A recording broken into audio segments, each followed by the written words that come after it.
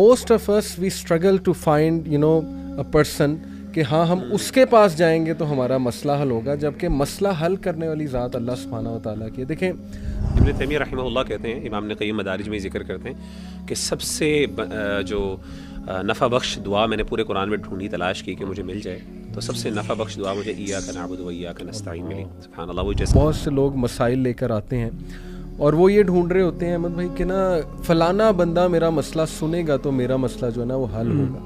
اس کا مطلب ہے کہ ان کا توکل اس بندے پہ ہے، جبکہ اگر وہ اللہ سے مدد طلب کریں، اللہ پہ توکل کریں، تو ایک عام سے بندے سے ہو سکتا ہے اللہ اس کا وہ مسئلہ حل کر دے. کیونکہ ایمان صرف تھیولوجیکل باتوں کا نام نہیں ہے، بلکہ ایمان کے ساتھ عمل صالح. اسی لیے جگہ جگہ قرآن مجید کے اندر ان الذین آمنوا وعملوا الصالحات. تو اٹ از لائک کہ ہمیں ٹرائل کرنے کی ضرورت ہی کچھ نہیں. اللہ نے آلریڈی ایک ریڈی میڈ ہمیں دعا بھی دے دی ہے، اور جو موسٹ کمپریہنسو ہے، جو ہمارے تمام معاملات کو سلجھا دی. ابن تیمیہ رحمہ اللہ کہتے ہیں، امام ابن قیم مدارج میں ذکر کرتے ہیں کہ سب سے جو نفع بخش دعا میں نے پورے قرآن میں ڈھونڈی، تلاش کی کہ مجھے مل جائے، تو سب سے نفع بخش دعا مجھے ایاک نعبد و ایاک نستعین ملی. سبحان اللہ. وہ جیسے آپ بتا رہے ہیں نا، اور ابن قیم نے اسی کانسیپٹ کو پھر ایکسپلین کیا. اچھا، میں اخوان اس میں نا جو سورہ فاتحہ کو جب میں آج اس پہ ریفلیکٹ کر رہا تھا، تو جو مجھے بڑا پروفاؤنڈ، ویسے تو ماشاء اللہ بہت سی چیزیں ہیں، یہ پورا ایک سمندر ہے. خاص طور پہ جو اللہ تعالیٰ نے مغضوب اور والضالین کا جو ہے نا کانسیپٹ جو ذکر کیا ہے، شیطان جو ہے وہ دیکھیں ہر بندے کو مختلف انداز سے گمراہ کرتا ہے. تو علماء کی ایک آزمائش ہے جو شیطان کرتا ہے، اور ایک آزمائش جو ہے وہ نیک لوگوں کی آزمائش ہے. تو علماء کی جو آزمائش ہوتی ہے وہ عمل کی ہوتی ہے، اور نیک لوگوں کی جو آزمائش، یعنی زہاد جو ہیں، زاہدین جو بہت عبادت گزار ہیں، ان کی آزمائش علم کی ہوتی ہے. یعنی شیطان عام طور پہ نیک لوگوں کو علم کی بنیاد پہ گمراہ کرتا ہے، ان کو ایسے کاموں پہ لگا دیتا ہے، ایسی بدعات اور خرافات میں لگا دیتا ہے. وہ بیچارے جذبے اور بڑا کچھ کر رہے ہوتے ہیں، بہت ایگزاسٹ کر رہے ہوتے ہیں اپنے آپ کو، لیکن انفارچونیٹلی ان کو ریٹرن کچھ نہیں ملتا، بلکہ الٹا ان کے لیے وہ بدعات کی وجہ سے نقصان دہ چیز ہوتی ہے. آن دا کنٹری، علماء کو اللہ تعالیٰ کس طرح گمراہ کرتے ہیں؟ عمل نہیں ہوتا. یعنی علم تو بہت ہے، عمل نہیں ہے. وہ جو بات کر رہے ہیں اس کا علم نہیں ہے. یقولون ما لا یفعلون غیر المغضوب علیہم ولا الضالین کا مجھے فرق یہی سمجھ آیا. اور سفیان بن عیینہ رحمہ اللہ تعالیٰ عنہ کا قول ہے، وہ کہتے ہیں کہ ہمارے علماء میں سے جب بھی کسی نے کوئی گمراہ ہوا تو وہ ہم نے اس کو یہود کی یعنی مشابہ سمجھا. یہ شاہ ولی اللہ دہلوی نے بھی نا اس میں اپنی کتاب جو ان کی نا کیا نام ہے، جو ان کی تفسیر کی ہے، فوز الکبیر، اس کے اندر انہوں نے جو علماء السوء ہیں ان کی مشابہت جو ہے نا وہ یہود سے کی. بالکل. اور اسی طریقے سے وہ کہتے ہیں کہ ہمارے عباد جو ہیں، جو عبادت گزار لوگ ہیں، جب بھی ہم نے ان کو گمراہ دیکھا تو ہم نے ان کی مشابہت پائی کس سے؟ عیسائیوں سے، کرسچن سے. کیونکہ جو یہودی تھے ان کے پاس علم تھا، وہ اسی لیے مغضوب ہے، ان پہ اللہ کا غضب ہوا. اور جو عیسائی تھے ان کے پاس علم کی کمی تھی، عمل میں تھے اچھے، وہ فالو کرتے تھے، پریکٹس کرتے تھے. تو ابن قیم کہتے ہیں کہ اللہ نے یہاں پہ ان دونوں امراض کی جو سورہ فاتحہ کے اندر سولوشن بھی بتا دی. اہدنا الصراط المستقیم سولوشن ہے کرسچنز کی، جو لوگ عمل، جن کے پاس علم نہیں ہے. اللہ ہمیں سیدھے راستے کی طرف دکھا، ہمیں گمراہ نہ ہونے دیں علم کی بنیاد پر. ہم عمل کر رہے ہیں، ایگزاسٹ کر رہے ہیں، اللہ ہمارے جو اعمال جو ہیں ضائع نہ ہوں. اور ابن قیم کہتے ہیں جو مرض ہے نا، جو لیک آف پریکٹس کا، اس کا اللہ نے کہا ایاک نعبد و ایاک نستعین. یہ ان کی جو شفا ہے کہ اللہ ہم تیری عبادت کرتے ہیں، یعنی ہمیں توفیق دے. اور اہدنا الصراط المستقیم بھی اس میں شامل ہے. تو بہرحال یہ سورہ فاتحہ بڑی پروفاؤنڈ ہے ماشاء اللہ. اس پہ تو بہت کچھ بات کیا جا سکتا ہے. میرا خیال ہے ہم نے چونکہ اس پہ آج ہمارا پلان ہے کہ اس چیپٹر کو ہم اس پہ کچھ اور بھی ریفلیکشنز انشاءاللہ شیئر کریں. علی بھائی آپ کی طرف انشاءاللہ اوور ٹو یو ریگارڈنگ سورۃ البقرہ، کچھ ہمارے ساتھ کچھ جو کچھ آپ کی ریفلیکشنز ہیں وہ شیئر کریں. الحمدللہ مغیرہ بھائی، سورہ البقرہ میں نے تقریباً 4 بار گو تھرو کی ہے، اور پڑھائی بھی ہے، 2 بار پڑھائی ہے. ایک فادرز کا گروپ تھا انہیں ماشاءاللہ، اور گھر میں نے پڑھائی ماشاءاللہ، خود بھی پڑھائی بھی الحمدللہ. تو every time I found new lessons to be honest. یعنی یہ قرآن کا جو ہے وہ ایک خاصہ ہے الحمدللہ. تو سورہ البقرہ میں بہت سی چیزیں ہیں، اسپیشلی پہلے پارے میں، لیکن some thing which really struck me, جو میں نے ابھی ریسنٹلی اپنے ایک لیکچر میں بھی ینگسٹرس کو مینشن کیا تھا. دیٹ از دی انسیڈنٹ جب موسیٰ علیہ السلام اپنی قوم کو کہتے ہیں کہ اللہ تمہیں حکم دیتا ہے کہ گائے کو ذبح کرو. دس از سورہ البقرہ ورس نمبر 67. اعوذ باللہ من الشیطان الرجیم. وَإِذْ قَالَ مُوسَىٰ لِقَوْمِهِ إِنَّ اللَّهَ يَأْمُرُكُمْ أَن تَذْبَحُوا بَقَرَةً. Allah says that and recall when Moses said to his people, indeed Allah commands you to slaughter a cow. اب یہ پورا واقعہ کافی لمبا ہے تو میں ذرا اس کو شارٹ کر کے بتاتا ہوں کہ ہوا یہ کہ پھر انہوں نے کمپلیکیشنس میں پڑ گئے, پرفیکشن میں پڑ گئے, وہ کیسی ہونی چاہیے, کلر کیا ہونا چاہیے, وہ آیا پریگننٹ ہونی چاہیے یا نان پریگننٹ ہونی چاہیے, and so on and so forth. تو جیسے جیسے وہ سوالات پوچھتے گئے ویسے ویسے مشکلات بھی ان کے لیے بڑھتی گئیں اور ان کا ٹائم بھی کافی اس پہ لگا, اور آخر کار وہ انہوں نے ڈھونڈ لی اور اس کے بعد سلاٹر کی. تو اس میں بڑا ایک پروفاؤنڈ لیسن میں یہ سوچ رہا تھا کہ سب سے پہلی بات یہ ہے کہ اگر کسی کی انٹینشن ٹھیک ہے تو اس کا مسئلہ ویسے بھی حل ہو سکتا ہے. یعنی انٹینشن ہونی چاہیے ٹو اوبے اللہ سبحانہ و تعالیٰ. Most of us we struggle to find a person کہ ہاں ہم اس کے پاس جائیں گے تو ہمارا مسئلہ حل ہوگا, جبکہ مسئلہ حل کرنے والی ذات اللہ سبحانہ و تعالیٰ کی. دیکھیں وہ لوگ کوئی عام سی گائے پکڑ کے ذبح کر دیتے تو آئی تھنک ان کا مسئلہ حل ہو جانا تھا, کیونکہ اللہ سبحانہ و تعالیٰ نے کہا کہ گائیں ذبح کرو, بات ختم ہو گئی. اللہ کا حکم بجا لانا ہے, جیسے صحابہ اللہ کا کوئی بھی حکم بجا لانے کے لیے فوراً نکل پڑتے تھے, فوراً سے عمل کرتے تھے. بلکہ وہ ایک حدیث میں آتا ہے نا کہ دوز پیپل جو پل صراط سے اسپیڈ آف لائٹ سے گزریں گے. وہ پوچھا گیا وہ کون لوگ ہوں گے, تو رسول اللہ صلی اللہ علیہ وسلم نے فرمایا وہ ہیں جو نیکی میں جلدی کرتے ہیں, حکم آیا بس اس پہ عمل کر لیا.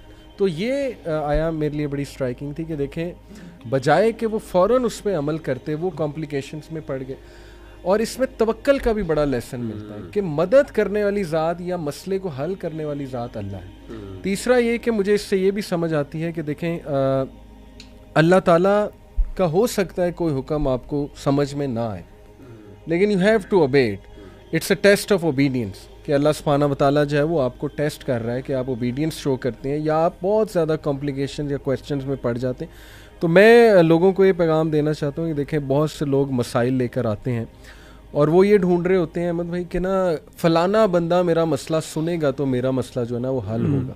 اس کا مطلب ہے کہ ان کا توکل اس بندے پہ ہے, جبکہ اگر وہ اللہ سے مدد طلب کریں, اللہ پہ توکل کریں, تو ایک عام سے بندے سے ہو سکتا ہے اللہ اس کا وہ مسئلہ حل کر دے, کیونکہ مسئلہ حل کرنے والی ذات اللہ سبحانہ و تعالیٰ کی ہے. تو آئی تھنک کہ یہ میرے لیے بہت پروفاؤنڈ تھا. اچھا, یہ جو ٹرانزیشن ہے نا فرام سورۃ الفاتحہ انٹو سورۃ البقرہ, یہ بھی بہت خوبصورت ہے. اس میں بھی دیکھیں نا ہم سورہ فاتحہ میں جیسے ذیشان بھائی نے کہا نا کہ ہدایت کے لیے دعا کرتے ہیں, اللہ تعالیٰ سے ہدایت مانگتے ہیں. پھر سورہ بقرہ جب شروع ہوتی ہے الف لام میم ذالک الکتاب لا ریب فیہ ھدی للمتقین, کہ یہ کتاب ہے ہدایت کی, تم نے مانگی ہدایت, ہم نے تمہیں یہ کتاب دے دی, اب اس کو پڑھو اور اس میں سے ہدایت طلب کرو. اور ہدایت وہی لوگ طلب کر سکیں گے جو ایک پری کنڈیشن لے کے آئیں گے. وہ پری کنڈیشن کیا ہے؟ تقوی, کوئی نہ کوئی سینس آف گاڈ کانشیسنیس, کوئی نہ کوئی سینس, اور وہ کتاب کو اپروچ بھی کریں اس نیت کے ساتھ. تو آپ دیکھیں گے کہ بہت زیادہ اورینٹلسٹس ہیں, بہت زیادہ ویسٹ میں بھی لوگ ہیں جو نان مسلمز ہیں, وہ آپ سے میرے سے بہتر عربی جانتے ہیں, لیکن وہ جب قرآن کو اپروچ کرتے ہیں وہ ایک تقوی کی لیول کے اوپر یا اس میں سے ہدایت حاصل کرنے کے لیے اس نیت سے اس کو اپروچ نہیں کرتے, یا ان کے اندر وہ مادہ نہیں ہوتا فطرت والا جو خدا کو پہچانتا ہو, تو اس سے پھر ان کے لیے جو ہے نا یہ کتاب فائدہ مند نہیں ہوتی. تو سورہ بقرہ میں شروع میں ہی اللہ تعالیٰ نے ہمیں بتا دیا کہ اگر اس کتاب سے ہدایت اخذ کرنی ہے then you have to approach it with a certain mind set. ایک تو پری کنسیوڈ نوشنز جو ہیں اپنے وہ ختم کر دو, ایک خدا کا اعتراف کرو. اس کتاب سے پہلے ہی تمہیں پتہ ہونا چاہیے کہ خدا ایگزسٹ کرتا ہے, وہ تمہاری فطرت کا تقاضا ہے. یعنی approach with an empty mind, this is what you mean. Empty mind سے بہتر یہ ہے neutral mind, preconceived notion اور بایس ہٹا کے, اور اس کو پھر اور اس سے ہدایت اخذ کرنے کی انسان کوشش کرے. دوسری چیز جو سورہ بقرہ کے بارے میں مجھے بہت ہی زیادہ خوبصورت لگتی ہے وہ یہ ہے کہ اگر آپ اس سورت کا پورا اسٹرکچر اگر دیکھیں تو یہ 286 آیات ہیں اینڈ 2.5 پارے ہیں جس کے اوپر جو ہے نا سورۃ البقرہ ہے. اور اگر ہم دیکھیں شروع میں اللہ سبحانہ و تعالیٰ جو ہے نا وہ یہودیوں کے بارے میں بات کر رہے ہیں اینڈ کہ انہوں نے اللہ تعالیٰ کی انعامات کے معاملے میں جواب کیسے دیا, کیا ان کا رسپانس تھا. Did they come with شکر, did they come with thankfulness or did they come with disobedience. بہت امپورٹنٹ لیسن ہے ہمارے لیے کہ ایک مسلمان قوم, کیونکہ موسیٰ علیہ السلام کے وہ فالوورز تھے اپنے زمانے میں, وہ مسلمان تھے, وہ کیسے رسپونڈ کرتی ہے تو اللہ تعالیٰ پھر عذاب دیتا ہے ان کو. تو وہ سورہ بقرہ میں شروع میں ہے. پھر آپ کو پتہ ہے کہ بالکل مڈل میں سورۃ البقرہ کے تحویل قبلہ ہے, جی ہاں, کہ جہاں پہ ہمیں پتہ ہے کہ رسول اللہ صلی اللہ علیہ وسلم جب مکہ میں تھے تو قبلہ جو تھا مسلمانوں کا وہ جروسلم میں تھا جو کہ یہود کا قبلہ ہے. تو آپ دیکھیں گے یہود کے بارے میں بات ہو رہی ہے, قبلہ بھی تب انہی کی طرف ہے. اچھا جیسے ہی چینج آف قبلہ ہوتا ہے سورۃ البقرہ کی مڈل میں، اس کے بعد یہود کے بارے میں کوئی بات ہی نہیں ہے سورۃ البقرہ میں، اس کے بعد سارا جو ڈائریکشن ہے نا وہ مسلمانوں کی طرف ہو گیا. تو ایسا لگتا ہے کہ وہ چینج آف قبلہ بھی ہے نا، وہ ایک چینج ان ڈائریکشن ہے کہ پہلے یہود کے بارے میں بات ہو رہی ہے سورۃ البقرہ میں، اس کے بعد جو ہے نا ڈائریکشن مسلمانوں کی طرف چلا گیا. اینڈ ان دونوں میں بھی جو ہے نا پیراللز ہیں کہ اللہ تعالیٰ نے یہود کو قوانین دیے اور انہوں نے ان قوانین کو توڑا، ان کے ساتھ جو ہے برا ہوا، اللہ تعالیٰ نے ان کو عذاب دیا. اسی طرح قبلہ چینج ہو گیا، اب قوانین جتنے بھی آئے ہیں وہ مسلمانوں کے لیے، اور مسلمانوں کو بتایا جا رہا ہے کہ پیچھے والا معاملہ نہ کرنا. اور اس میں قوانین آپ دیکھیں گے ڈیورس کے بھی قوانین ہیں، ربا کے بارے میں بھی ہے، آیت دین ہے اس کے اندر. تو یہ مجھے جو ہے نا بڑا خوبصورت سورۃ البقرہ کا سٹرکچر لگتا ہے. اٹ از ایز اف کہ a transfer of leadership is occurring. بالکل کہ پہلے لیڈرز جو تھے انہوں نے کیا مسٹیکس کی، لیکن اب تم پہ ٹرانسفر ہو رہی ہے تو تم وہ مسٹیکس نہ کرو. بالکل. اور اللہ تعالیٰ بتا رہے ہیں سورۃ البقرہ میں کہ ہم نے لیڈرشپ ٹرانسفر کیوں کی ہے. کیونکہ دیکھیں نا ابراہیم علیہ السلام کے بعد سے جتنے قرآن میں ایٹ لیسٹ پروفٹس مینشنڈ ہیں وہ بنی اسحاق میں سے ہیں، بنی یعقوب میں سے ہیں، بنی اسرائیل میں سے. اسرائیل جو یعقوب علیہ السلام کا ہی نام ہے. تو یہ فرسٹ پروفٹ ہے جو اسماعیل علیہ السلام کے بعد آتا ہے بنی اسماعیل میں. اور اللہ تعالیٰ بیسکلی بتا رہے ہیں سورۃ البقرہ میں کہ کیوں ہم نے اس کو چوز کیا تمہارے اوپر، تم نے یہ سب، تمہارے جرائم جو ہیں یہ سب ہیں، اور اگر ہم تمہارے اندر بھی پروفٹ کو لے کے آتے تو تم نے اس کو بھی قتل کر دینا تھا، جیسے کہ تم نے عیسیٰ علیہ السلام سے ساتھ کرنے کی کوشش کی. مغیرہ نے بڑا سوئفٹلی جو ہے نا وہ سورہ فاتحہ کو سے ہم سورہ بقرہ میں پہنچ گئے ہیں. میری کافی چیزیں بھی سورہ فاتحہ کی رہتی تھیں، لیکن بہرحال میں نے اپنے سامنے سورہ بقرہ کھولی ہوئی ہے، اس میں سے بھی کچھ ایک دو چیزیں ہیں، اس کے بعد میں واپس آؤں گا سورہ فاتحہ پہ.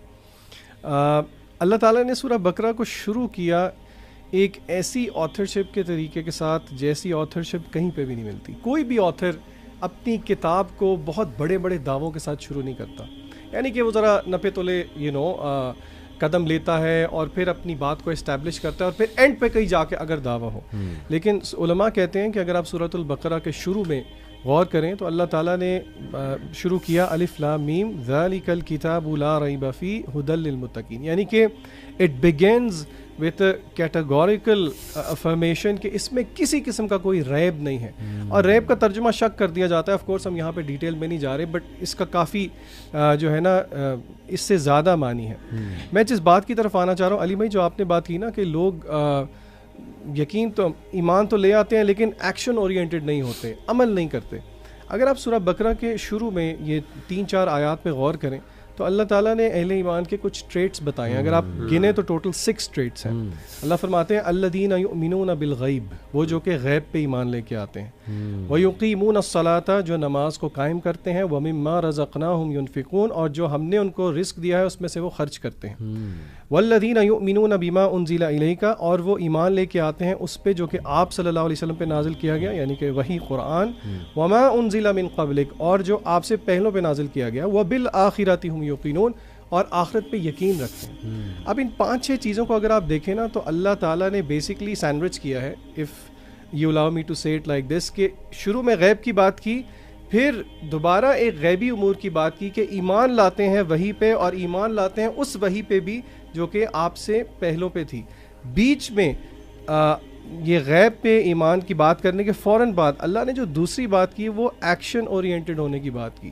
یعنی کہ غیب کے بعد وہ بیٹھ نہیں جاتے بلکہ وہ کیا کرتے ہیں، وَيُقِيمُونَ الصَّلَاةَ وَمِمَّا رَزَقْنَاهُمْ يُنْفِقُونَ. یعنی کہ اس میں ہمیں ایک لیسن یہ ملتا ہے کہ محض ایمان صرف تھیولوجیکل باتوں کا نام نہیں ہے بلکہ ایمان کے ساتھ عمل صالح. اسی لیے جگہ جگہ قرآن مجید کے اندر ان الذین آمنوا وعملوا الصالحات، تو ایکشن اور ایمان ساتھ ساتھ.